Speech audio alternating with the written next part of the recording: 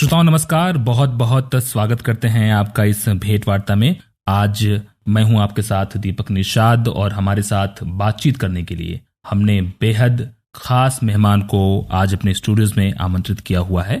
आप हैं डॉक्टर भरत भूषण जी। आप कैंसर विशेषज्ञ हैं और सबसे अच्छी बात यह है कि आप कई महानगरों के बड़े हॉस्पिटल्स में अपनी चिकित्सकीय सुविधाएं दे चुके हैं और अभी आप सागर में प्रैक्टिस कर रहे हैं। आपका हम बहुत बहुत स्वागत करते हैं। शुक्रिया, धन्यवाद जी। श्रोताओं, हम बता दें कि आज हम कैंसर विषय के ऊपर बहुत विस्तार से, बहुत गहनता से चर्चा करने जा रहे हैं। कैंसर एक ऐसी बीमारी है जो भारत में बहुत ज्यादा पाई जा रही है और इसके बहुत सारे मरीज हमारे आसपास हैं। कई बार सही इलाज के अभाव में मरीज जो है घातक रूप धारण कर लेता है, खतरनाक अवस्था में पहुंच जाता है और कई बार दुखद मृत्यु भी हो जाती है। तो इन्हीं सब विषयों के बारे में, ताकि ऐसी स्थिति ना आए, लोगों को सही इलाज मिले, सही सलाह मिले, सही मार्गदर्शन मिले, आज डॉक्टर भरत भूषण साहब, बड़े सौभाग्य की बात है कि हमारे बीच उपस्थित हैं। हम आपसे चर्चा की शुरुआत करेंगे और सबसे पहले डॉक्टर साहब, हम जानना चाहेंगे कि कैंसर, जिसे आमतौर पे समाज में जाना जाता है, ये बीमारी क्या है और ये कैसे फैलता है? कैंसर, जिसे कि हिंदी भाषा में बोला जाता है आबुर्द रोग, वो किसी कोशिका के असामान्य तरीके से बढ़ने से फैलता है। आमतौर पर हमारे शरीर की कोशिकाएं निरंतर तरीके से बढ़ती हैं और विभाजित होती हैं। जब सामान्य कोशिकाओं को नुकसान पहुंचता है या कोशिकाएं पुरानी हो जाती हैं तो वे मर जाती हैं, उनकी जगह स्वस्थ कोशिकाएं ले लेती हैं। मगर कैंसर की बीमारी में जो कोशिकाएं पहले होती हैं वो अनियंत्रित रूप से बढ़ती रहती हैं, जो कोई गांठ का रूप धारण कर लेती हैं और उस गांठ को हम कैंसर का नाम देते थे। जी डॉक्टर साहब, बिल्कुल आपने कैंसर के बारे में बताया कि अनियंत्रित तरीके से कोशिकाएं बढ़ती रहती हैं। तो ये जो कोशिकाएं अनियंत्रित तरीके से बढ़ती रहती हैं, ये किस अवस्था में इंसान को मालूम चल जाता है कि कोशिकाओं का अनियंत्रित जो है प्रसार हो रहा है, ग्रोथ हो रहा है, और कब आदमी को सावधान होने की आवश्यकता होती है? देखिए, ये कोशिकाएं गांठ का रूप धारण कर लेती हैं, जिसके काफ़ी सिम्टम होते हैं। डिपेंड करता है कि किस साइड में वो कोशिकाएं बढ़ी हुई हैं, शरीर के किस भाग में बढ़ी हुई हैं। आमतौर पर 3 प्रकार के कैंसर हैं जो इंडिया में प्रमुख हैं। पहला है ब्रेस्ट कैंसर, दूसरा है मुंह का कैंसर और तीसरा है बच्चेदानी के मुंह का कैंसर। तो ब्रेस्ट कैंसर में क्या होता है, महिलाओं को गांठ महसूस होती है, तो उस टाइम पे सुई की जांच करके गांठ से हमें पता चलता है कि ये कैंसर की कोशिकाएं इसमें हैं। और मुंह के कैंसर में कोई छाला या कोई अल्सर जो मुंह में बन जाता है, जो लंबे टाइम से ठीक नहीं हो रहा, तो उसमें अगर हम जांच करेंगे तो उसमें कोशिकाएं पाई जाएंगी कैंसर की, तो ऐसे वो डायग्नोस होता है। अब बच्चेदानी के मुंह के कैंसर में क्या होता है कि संभोग के बाद अगर ब्लीडिंग हो ज़्यादा तो समझ लेना चाहिए कि अंदर कोई अल्सर है। तो उसके लिए आप अपने गायनेकोलॉजिस्ट या ऑन्कोलॉजिस्ट यानी कि कैंसर के डॉक्टर से मिलें, तो फिर वो वहाँ से बायोप्सी लेके कोशिकाओं को जांचा जाता है, तो इससे कैंसर की जांच होती है। डॉक्टर साहब, आपने कैंसर की स्क्रीनिंग के बारे में बताया और 3 मुख्य प्रकार के जो कैंसर होते हैं जो भारत में प्रेवलेंट है, पाए जाते हैं। यहाँ पर हम आपसे ये जानना चाहेंगे कि क्या एक आम इंसान, किसी व्यक्ति को इस तरह की समस्या है, तो क्या वो उसके लक्षण को देख करके ही शुरुआत में पता कर सकते हैं कि शायद ये असामान्य है, हमें जांच के लिए जाना चाहिए? क्या हम उसे सामान्य रूप से देख करके भी जान सकते हैं कि ये असामान्य है, आपके मुंह में जो छाला है बहुत दिन तक सही नहीं हो रहा है, या गांठ है कुछ जो पहले नहीं था अभी गांठ आ गया है, तो उसको देख करके भी हम ये चौकन्ना हो सकते हैं, सतर्क हो सकते हैं कि ये आने वाले समय में कैंसर हो सकता है, कैंसर के शुरुआती लक्षण है? अगर ये सिम्टम पाए जाते हैं, जैसे मुंह में छाला या छाले से खून आना जो लंबे समय से ठीक नहीं हो रहा, या स्तन में गांठ, तो इन चीज़ों में हमें जांच ही करनी पड़ेगी, आपको डॉक्टर को दिखाना ही पड़ेगा। तो वो डॉक्टर आपको प्रिस्क्राइब करेगा कि आप इसमें से बायोप्सी करवाइए। बायोप्सी का माइक्रोस्कोप के अंदर देखा जाएगा, फिर उसमें कैंसर डायग्नोस होता है। जी डॉक्टर साहब, यानी कि आपने जो लक्षण बताया कि गांठ आ रहा है या अल्सर आपको असामान्य रूप से दिखाई दे रहा है, इसको बिल्कुल इग्नोर करने की जरूरत नहीं है। जब भी आपको इस तरह के लक्षण दिखाई देते हैं, आप तुरंत अपने चिकित्सक से संपर्क करिए, क्योंकि वही सही इलाज और सही उपचार के बारे में आपको बता सकते हैं। डॉक्टर साहब, यहाँ पर हम आगे जानना चाहेंगे, आपने बताया कि आप बायोप्सी लेके उसकी जांच करते हैं, तो कई बार शरीर में चीरा लगाने से लोग डरते हैं कि कहीं ये गांठ और ज्यादा ग्रोथ ना इसमें हो जाए, उस डर से ये लोग बायोप्सी से लोग बचते हैं। तो क्या बायोप्सी कराना सुरक्षित होता है, या लोगों के दिमाग में ये कई बार डर बैठा होता है कि बायोप्सी कराने से कोशिकाएं और ज्यादा अनियंत्रित तरीके से बढ़ेंगी? कितनी सच्चाई है इस बात में? देखिए, अगर बायोप्सी करवाने के बाद इलाज स्टार्ट कर दिया जाए, क्योंकि बायोप्सी की रिपोर्ट 3 से 4 दिन के अंदर आ जाती है, और उसी टाइम के दौरान 1 हफ्ते के अंदर अगर आप इलाज स्टार्ट कर देते हैं तो बायोप्सी से घबराने की जरूरत नहीं है। अब कई पेशेंट क्या करते हैं कि बायोप्सी करवा लेते हैं और 2-2 महीने वेट करते हैं, तो उस अवस्था में कैंसर के बढ़ने के चांसेस होते हैं। जी, बहुत सही आपने बताया डॉक्टर साहब, और बहुत जागरूकता निश्चित रूप से आपके इस बात से लोगों के बीच में फैली होगी कि बायोप्सी कराने के तुरंत बाद यदि ये डिटेक्ट हो गया कि आप कैंसर से पीड़ित हैं, कैंसर के मरीज हैं, और आपने तुरंत इलाज चालू करवा दिया तो आपको कोई समस्या नहीं होगी। लेकिन लंबे समय तक इंतजार कराना या करना, ये आपके लिए खतरनाक हो सकता है। डॉक्टर साहब, यहाँ पर एक बात हम और जानना चाहेंगे कि कई बार लोगों को लगता है कि कैंसर एक लाइलाज बीमारी है, इसका इलाज हो ही नहीं सकता है, इसके बारे में आप क्या बताएंगे? देखिए, कैंसर लाइलाज बीमारी नहीं है, ये एक क्रोनिक बीमारी है। जैसे डायबिटीज हो गया, हाइपरटेंशन हो गया, तो इसका इलाज एलोपैथी में संभव है। अब कैंसर को 4 स्टेज में बांटा जाता है, स्टेज 1, 2, 3 एंड 4। तो पहली और दूसरी जो स्टेज के कैंसर होते हैं, ऑलमोस्ट ऑल कैंसर में अराउंड 80% क्योर रेट है। स्टेज 3 में ये क्योर रेट 50 to 40% रह जाता है,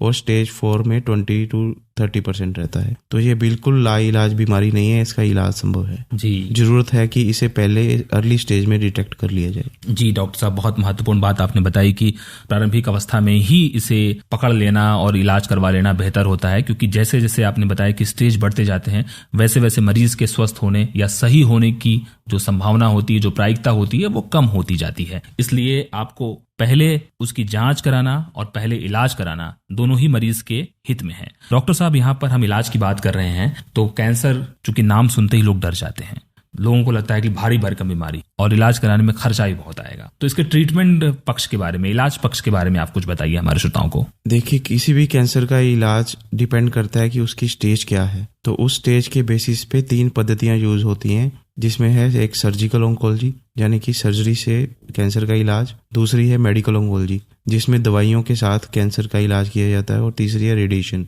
जिसमें बाहर से किरणों से इसका इलाज किया जाता है। कब सर्जरी करनी है पहले, कब कीमो पहले देना है या कब रेडिएशन पहले देना है, वो आपका डॉक्टर डिसाइड करेगा आपकी कैंसर की स्टेज और किस जगह का कैंसर है उसके अनुसार। जी डॉक्टर साहब, आपने बताया कि 3 तरह से इलाज होता है, सर्जिकल होता है, मेडिकल होता है और रेडिएशन होता है। तो कुछ कैंसर ऐसे भी होते होंगे जिनमें ये तीनों ही तरीके या पद्धतियां यूज करनी या प्रयोग करने पड़ते होंगे? देखिए, जैसे हम एग्जाम्पल के तौर पे लें मुंह का कैंसर, तो फर्स्ट स्टेज में या सेकंड स्टेज में अकेली सर्जरी से उसका इलाज संभव है। पर अगर 3rd या 4th स्टेज में चला गया है तो उस टाइम पे आपको सर्जरी के साथ साथ रेडिएशन और कीमोथेरेपी भी लेना पड़ेगा। ये मुंह के कैंसर की बात है। अब जो ब्रेस्ट कैंसर है, तो उसमें डिपेंड करता है कि वो ब्रेस्ट कैंसर में भी टाइप होते हैं कि वो किस टाइप का ब्रेस्ट कैंसर है। तो उसमें सर्जरी भी यूज होती है, कीमो भी यूज होती है, रेडिएशन भी यूज होती है, और कीमो के साथ में एक हार्मोन थेरेपी है वो भी यूज होती है।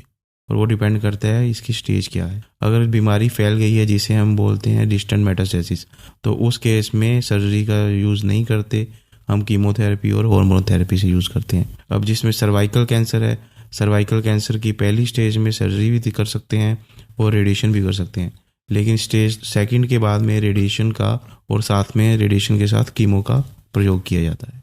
जी डॉक्टर साहब, कुल मिलाकर के हम ये कह सकते हैं कि कैंसर के प्रकार, कैंसर कहाँ हुआ है, कैंसर की अवस्था क्या है, उसके आधार पर चिकित्सक निर्धारित करता है कि किस प्रकार के इलाज की आवश्यकता है। सर्जिकल इलाज की आवश्यकता है, मेडिकल इलाज की आवश्यकता है, मेडिसिन के माध्यम से यानी, या रेडिएशन से इलाज की आवश्यकता है। रेडिएशन के बारे में हम बातचीत कर रहे हैं, लोग काफी रेडिएशन के बारे में बातचीत करते हैं। लोगों का ये मानना है कि रेडिएशन से बहुत दुबलापन आ जाता है, बाल उनके गिर जाते हैं, कमजोरी आ जाती है, इम्यून सिस्टम उनका बहुत कमजोर हो जाता है और शायद वो सही नहीं हो पाते हैं। इसके बारे में आप क्या बताएंगे? जिस तरह से कैंसर की साइट पे डिपेंड करता है कि उसका क्योर रेट क्या है, वैसे ही अगर रेडिएशन भी ये डिपेंड करता है कि वो किस जगह पे लग रही है। अगर बाल वाले रीजन पे लग रही है, जैसे सिर में लग रही है या मुंह के पास लग रही है, तो उस रीजन के बाल चले जाते हैं, जो कि अब आने की संभावना जिसमें कम होती है। डॉक्टर साहब, आपने बताया कि रेडिएशन के कुछ दुष्प्रभाव तो होते हैं, लेकिन क्या कितने टाइम तक रेडिएशन देना पड़ता है? 1 शॉट देना पड़ता है, 2 बार, 3 बार? कितने शॉट और अंतराल क्या होता है? देखिए, अगर मुंह का कैंसर है जिसमें सर्जरी हो गया है और उसके बाद में आपको रेडिएशन देना है, तो कम से कम 30 सीटिंग होती हैं, जो कि हफ्ते में 5 बार होती है। अगर ब्रेस्ट कैंसर है तो उसमें अराउंड 25 सीटिंग के आसपास होता है, और बच्चेदानी का कैंसर है, उसके मुंह का कैंसर है जिसे सर्वाइकल कैंसर बोला जाता है, तो उसमें 25 सीटिंग तो है एक्सटर्नल रेडिएशन की और 2 से 3 सीटिंग है जो इंटरनल रेडिएशन की होती हैं। जी बिल्कुल, यानी कहने का आशय ये है कि जो भी आपका चिकित्सक आपको सलाह देता है कि आपको रेडिएशन के लिए कब आना है, आपको कीमो के लिए कब आना है, उसके हिसाब से आपको चिकित्सक से संपर्क करना चाहिए और पूरा इलाज लें। डॉक्टर साहब, यहाँ पर हम एक बात और करना चाहेंगे। कई बार इलाज के बाद मरीज थोड़ा सा स्वस्थ महसूस करता है और थोड़ी सी लापरवाही भी कर जाता है, क्योंकि उसको लगता है कि इलाज के बाद या ऑपरेशन के बाद वो स्वस्थ हो गया है। फॉलोअप जिस तरीके से लेना चाहिए, चिकित्सक से जिस प्रकार से संपर्क करना चाहिए, जितने अंतराल पे संपर्क करना चाहिए, उसमें थोड़ी कोताही बरत लेता है। ये कितना घातक हो सकता है? फॉलोअप कितना जरूरी है? देखिए, कैंसर के इलाज के साथ साथ उसका फॉलोअप भी उतना ही इम्पोर्टेंट है, क्योंकि पहले 2 साल में कैंसर के वापस आने की संभावनाएं ज़्यादा होती हैं। तो उस टाइम पे अगर फॉलोअप में अर्ली डिटेक्ट हो जाए, जिसके बोलते हैं रिकरेंस, तो उसका दोबारा ऐसे इलाज संभव हो सकता है। और कितने अंतराल पे आपका फॉलोअप करवाना है, कब बुलाना है, ये डॉक्टर निर्धारित करता है कि ट्रीटमेंट क्या लगाया हो और किस टाइप का कैंसर था। जी डॉक्टर साहब, बहुत महत्वपूर्ण जानकारी आपने बताई, लेकिन यहाँ पर एक सवाल और दिमाग में आ रहा है। आपने कहा कैंसर के वापस होने की जो आशंका होती है वो होती है, यानी 2 साल तक यदि कैंसर वापस नहीं आ रहा है तो बहुत हद तक चांसेस हैं, संभावना है कि आप कैंसर से शायद मुक्त हो चुके हैं। तो किस प्रकार के कैंसर में, या एक सामान्य इन जनरल बात करें तो कितने समय तक आप यदि डॉक्टर से फॉलोअप में हैं और उसके बाद थोड़े से आप रिलैक्स हो जाते हैं कि अब शायद कैंसर आने की संभावना नहीं है, कितने साल तक डॉक्टर के लगातार सतत संपर्क में रहना पड़ सकता है? मुंह के कैंसर और सर्वाइकल कैंसर में कम से कम 5 साल का फॉलोअप चाहिए और ब्रेस्ट कैंसर में 5 से 10 साल का फॉलोअप चाहिए। जी, फॉलोअप यानी बहुत जरूरी है, क्योंकि कैंसर से यदि आपको पूरी तरीके से मुक्त होना है तो डॉक्टर से लगातार सतत संपर्क बनाए रखना और इलाज जारी रखना जरूरी है। डॉक्टर साहब, यहाँ पर हमने कैंसर के बारे में इन जनरल बातचीत कर ली और लगभग जान गए कि कैंसर क्या है, कैसे होता है, इलाज क्या है, उसका डायग्नोसिस कितना जल्दी कर लेना, अर्ली स्टेज से पकड़ लेना, इलाज करना बहुत जरूरी है। अब यहाँ पर हम स्पेसिफिक एक कैटेगरी बना करके कैंसर्स के बारे में बात करना चाहेंगे। डॉक्टर साहब, आपने बताया कि 3 प्रकार के कैंसर हैं जो भारत में प्रमुख रूप से पाए जाते हैं। तो उसमें मुख के कैंसर के बारे में आपने बात की, ब्रेस्ट यानी स्तन कैंसर की बात की और बच्चेदानी के मुख के कैंसर की बात की। तो यहाँ पर हम सबसे पहले बात करना चाहेंगे मुंह के कैंसर के बारे में। तो मुंह का कैंसर भारत में कितना ज्यादा पाया जाता है और उसका इलाज कितना संभव है? देखिए, मुंह के कैंसर का मेन जो कारण है वो च्यूएबल टोबैको है, यानी कि जो खाने वाला तंबाकू है, जर्दा जो हुआ। तो इस कैंसर में जो है वो स्टेजेस में बढ़ता है। जैसे आप जहाँ पे तंबाकू रख रहे हैं उस एरिया में लंबे टाइम से तंबाकू रखने के कारण एक सफ़ेद टाइप का परत चढ़ती है जिसको ल्यूकोप्लेकिया बोला जाता है। अगर आप रेगुलर स्क्रीनिंग आप डॉक्टर से करवाएंगे तो वो ल्यूकोप्लेकिया अर्ली डिटेक्ट हो जाएगा, आप तंबाकू छोड़ देंगे तो आप बिल्कुल फ्री हो जाएंगे। अब डिपेंडिंग कि आपका स्टेज अगर 1 और 2 हो गया है तो उस टाइम पे आपको डॉक्टर सर्जरी रिकमेंड करेगा। अगर स्टेज 3 है तो उस टाइम पे सर्जरी और उसके बाद में रेडिएशन, जिसमें कि कीमोथेरेपी भी एक हफ्ते पे दी जा सकती है। जी डॉक्टर साहब, आपने बताया कि मुंह में यदि छाला, अल्सर या छाला, सफेद परत जो होता है, पहले सफेद परत बनती है फिर छाला बनता है। फिर छाला बनता है। यदि लंबे अंतराल तक दिखाई दे, दवा खाने के बाद भी सही नहीं हो रहा है, तो खतरे की घंटी मान लेनी चाहिए। 2 हफ्ते से ज्यादा अगर आपके मुंह में छाला है जो ठीक नहीं हो रहा है तो आपको बायोप्सी करवा लेनी चाहिए। जी, 2 हफ्ते का समय, 2 हफ्ते से ज्यादा समय तक यदि आपको वो लक्षण दिखाई देता है, छाला दिखाई देता है, तो उसको इग्नोर मत करिए। अगर छाले का आकार बढ़ रहा है, उसके जो मार्जिन है वो रफ हो गए हैं, ऊपर उठे हुए हैं, तो ये सारे लक्षण हैं कि वो कैंसर हो सकता है। जी डॉक्टर साहब, तो उसकी जांच बायोप्सी से होती है? बायोप्सी से। बायोप्सी में क्या होता है डॉक्टर साहब? बायोप्सी की प्रक्रिया थोड़ी हमारे श्रोताओं को समझा दीजिए आप। बायोप्सी में जिस जगह पे ये अल्सर है या फैला हुआ है उसमें से एक टुकड़ा ले लिया जाता है। माइनर प्रोसीजर है, बेहोश करके उस एरिया को उसमें टुकड़ा ले लेते हैं, उसको बोलते हैं कि ये बायोप्सी हो गया। और बायोप्सी की जांच की जो रिजल्ट्स होते हैं वो कितने दिन में आ जाते हैं? जो बायोप्सी है वो हम लैब में भेजते हैं, जिसमें 1 से 3 दिन में वो रिपोर्ट दे देते हैं। हम यहाँ पे मान लेते हैं कि 2nd स्टेज में मुंह के कैंसर का मरीज और उसके ऑपरेशन करने की आवश्यकता पड़ रही है। ऑपरेशन के बाद कितने समय तक वो मरीज स्वस्थ हो सकता है? 2nd स्टेज के कैंसर में ऑपरेशन के बाद में अगर बायोप्सी की रिपोर्ट आती है, जिसको हम बोलते हैं हिस्टोपैथोलॉजी रिपोर्ट, अगर उसमें मार्जिन वगैरह सब फ्री हैं तो आप उसको मान लीजिए कि पेशेंट क्योर है। अब उसको सिर्फ फॉलोअप पे रखना है। डॉक्टर साहब, हमने मुंह के कैंसर की बात कर ली, आपने पहले ही बता दिया कि फॉलोअप मुंह के कैंसर के लिए कितना होता है। यहाँ पर हम आगे बढ़ना चाहेंगे और स्तन के कैंसर की बात करना चाहेंगे। बहुत ज्यादा ये भी स्तन कैंसर जो है महिलाओं में, लड़कियों में पाया जाता है। तो स्तन कैंसर की पहचान कैसे हो सकती है? स्तन कैंसर यूजली गांठ पाई जाती है स्तन में, जिसमें ज़्यादातर दर्द नहीं होता है, जहाँ आपके जो निपल है उसमें रक्त स्राव होता है। तो ये इंडिकेशंस हैं कि जो ग्रोथ है, जो गांठ है, वो कैंसरस हो सकती है। तो जैसे ही आपको लगे नहाते हुए या सेल्फ चेक करते हुए लगे कि आपके गांठ है, तो तुरंत अपने ऑन्कोलॉजिस्ट से मिलिए, यानी कि कैंसर के डॉक्टर से मिलिए। तो उस गांठ की आगे 3 प्रकार से जांच हो सकती है। एक तो अल्ट्रासोनोमेमोग्राफी बोलते हैं, जहाँ सिर्फ जो एक्सरे से मेमोग्राफी होते हैं वो करवाते हैं, उसमें देखते हैं कि गांठ का फीचर क्या है। अगर उसमें सस्पिशियस लगे कि हाँ ये कैंसर की गांठ हो सकती है, तो फिर उसके बाद सुई की जांच उसमें से ली जाती है। सुई की जांच में कैंसर के सेल पाए जाते हैं, तो फिर डायग्नोज हो जाता है कि इसमें कैंसर है। डायग्नोज होने के बाद फिर स्टेजिंग की जाती है। स्टेजिंग के लिए आपके सीटी स्कैन किया जा सकता है, एक्सरे किया जा सकता है, कभी कभी लोग पेट स्कैन पे भी जाते हैं। अच्छा डॉक्टर साहब, आपने बताया कि गांठ जो है स्तन में होता है, तो ये कितने समय अंतराल पे ये गांठ जो है प्रकट होता है या बढ़ता रहता है? क्योंकि जैसे आपने बताया कि मुख्य कैंसर के लिए 2 हफ्ते से ज्यादा समय का यदि कोई छाला है और उसका आकार बढ़ रहा है, मार्जिन बढ़ रहा है, पैची हो रहा है, वो उसी प्रकार से स्तन में गांठ है तो तुरंत आप अपने डॉक्टर से मिलिए, वेट नहीं करना है उसका। स्तन में आपको यदि गांठ दिखाई देता है तो आप तुरंत डॉक्टर से संपर्क कीजिए, वेट बिल्कुल नहीं करना है। और ट्रीटमेंट के बारे में डॉक्टर साहब ने बताया। यहाँ पर हम आगे बढ़ेंगे और बच्चेदानी के मुख्य कैंसर की बात करेंगे। ये भी एक बहुत आम प्रकार का कैंसर है, महिलाओं में ही ये कैंसर पाया जाता है। तो डॉक्टर साहब, बच्चेदानी के मुख्य कैंसर ये क्या है और इसकी जांच कैसे कर सकते हैं? बच्चेदानी के मुख्य कैंसर का मेन कारण है ह्यूमन पेपिलोमा वायरस, जिसमें अनकंट्रोल्ड ग्रोथ हो जाती है बच्चेदानी के मुंह में।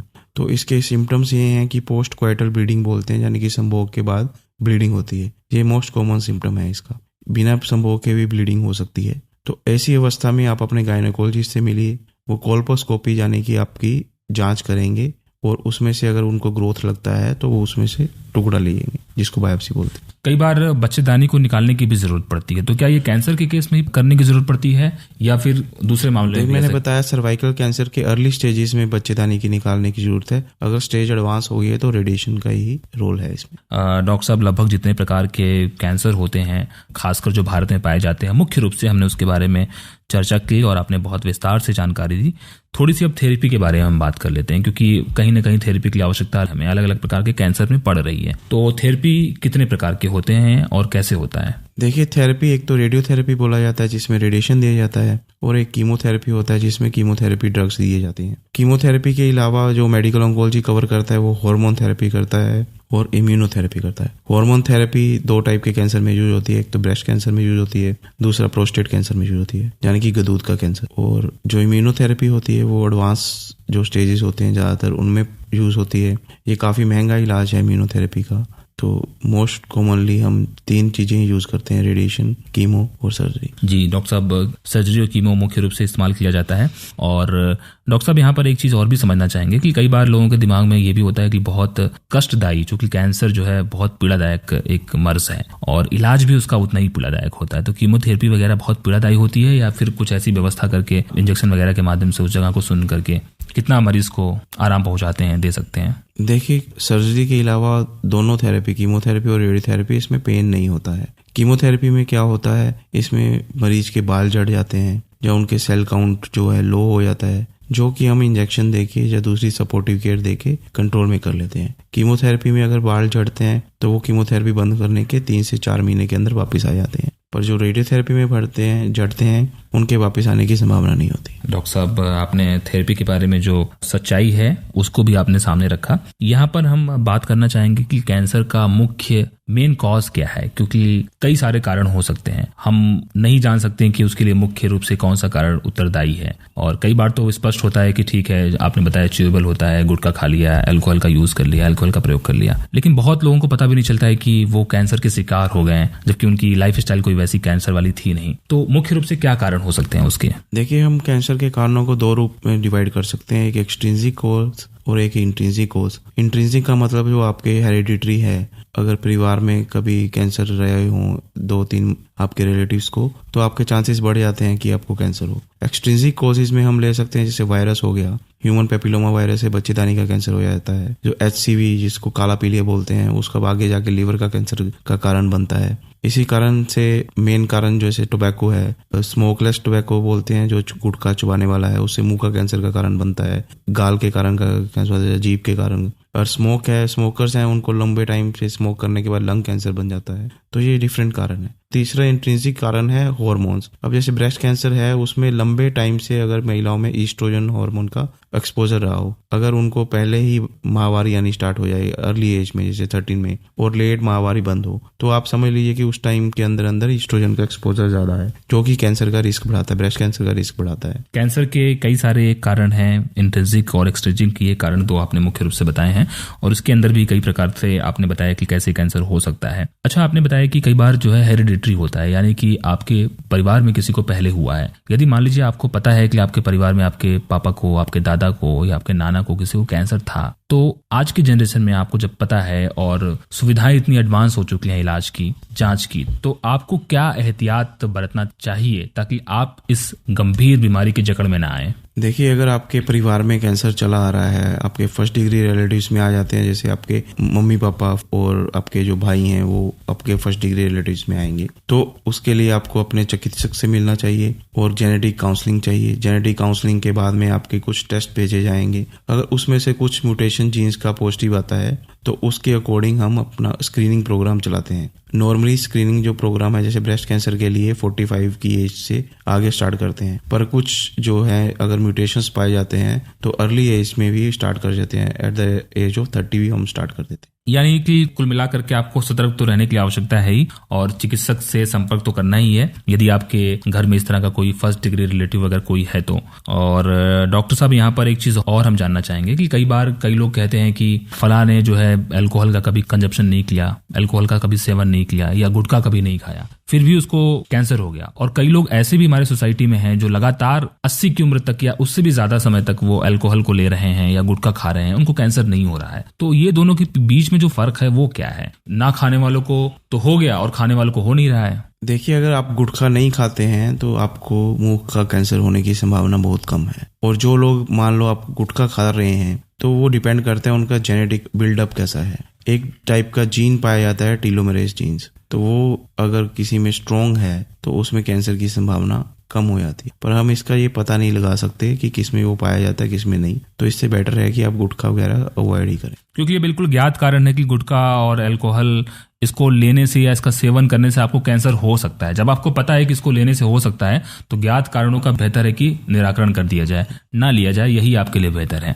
डॉक्टर साहब, एक चीज और भी जानना चाहेंगे कि कई बार हम कई चीजों का टीका देखते हैं कि टीका हो जाता है पहले से रोकथाम के लिए, तो कुछ प्रकार के कैंसर ऐसे भी हैं क्या कि जिनका टीकाकरण आपने करवा लिया सही समय पे?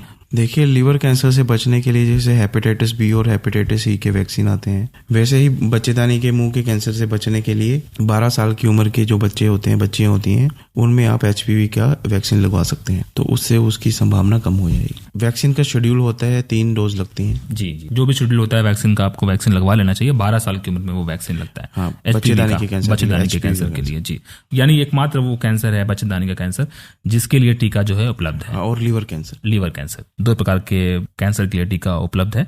डॉक्टर साहब, यहाँ पर एक चीज और समझना चाहेंगे, कई बार क्या होता है कि कैंसर की बीमारी के बाद लोग समाज में मरीज से दूरी बना लेते हैं और एक धारणा होती है कि ये संक्रामक बीमारी है, छूत की बीमारी है। नहीं, कैंसर छूत की बीमारी नहीं है, तो इसलिए आप कैंसर के मरीज को प्यार दीजिए, उससे दूरी मत बनाइए। जी, कैंसर के मरीज को सहानुभूति, प्यार, संवेदना की आवश्यकता होती है, उससे दूरी मत बनाइए, क्योंकि यदि आप दूरी बनाएंगे तो उसको भी कहीं ना कहीं एक मानसिक संतरास से गुजरना पड़ेगा, और प्यार और संवेदना से उस मरीज को ठीक होने में आप उसकी सहायता कर सकते हैं। डॉक्टर साहब, एक चीज और भी जानेंगे आपसे कि कैंसर का नाम सुनते ही जितना डर लोगों के दिमाग में पैदा होता है, उसके इलाज से भी लोग भयभीत हो जाते हैं कि इलाज में खर्च कितना आएगा। तो इलाज के एक लमसम खर्च के बारे में आप बताइए हमें सबसे पहले।